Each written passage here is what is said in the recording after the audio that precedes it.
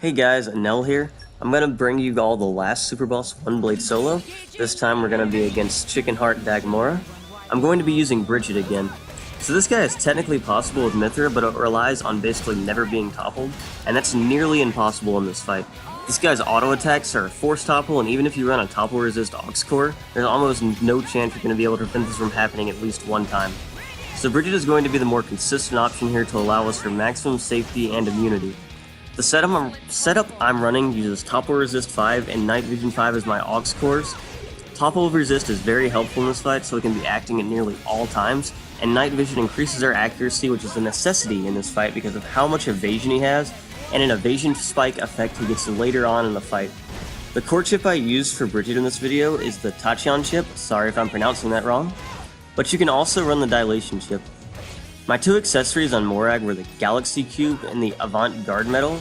This is pretty standard. Our auto attacks are important to keep Judgment up, and the medal heals us when we get a critical hit. The two food items I'm running, I can't remember exactly, but I showed them at the end of the video. In general, any dessert is fine. Art Recover is the main thing you want. And once again, this Morag build and strategy are not my own. It comes from Reddit user Gordo Ramsey, who is not the cook. So the fight strategy here is to try to use Judgment at the perfect moment before an auto attack hits you. Usually he will launch a second auto attack in the window when you still have evasion, which maximizes your immunity. You do not want to get toppled in this fight. We save our level 4 Blade special for key moments in this fight when he becomes enraged. When this thing enrages at half his health bar, he gains a decoy effect and invades all of your moves for a set period of time. In addition, he will use Master Art, which does a full driver combo and will kill you. So we have to use the level 4 special to block this move. This is where the fight can get irritating because every time he evades or you miss an attack, you take spike damage. You have to play this perfectly not to take extra damage from other sources, and you also need to get your level 4 special before the cycle happens again. So at this point in the fight, he's almost to half health, and I'm just using Judgment safely to dodge everything. And usually after dodging 2 auto attacks, you have time to fire off a Hellfire, which does a little bit of extra damage to him, which is good for helping the fight go a little bit faster. And when you don't have your level 4 special, it's also good to use to charge up your level 4 special. So as you can see here, every time I use Judgment, I'm evading 2 auto attacks usually. This can still be a bit of an annoying RNG fight, because sometimes he won't attack you the second auto attack straight away, and sometimes you'll just get force toppled. So a lot of times there's nothing you can really do. So now he's become enraged, so he's going to start evading everything. And here's Master Art. So the last hit of our level 4 special is going to be able to hit him and still heal us, but for the most part he's still going to have this evasion effect for a while. Or actually no, I guess I hit him enough times before he activated Master Art. So for now we're probably fine until he enrages again. Yes, he can enrage twice a battle, and he'll do the exact same thing when he enrages again.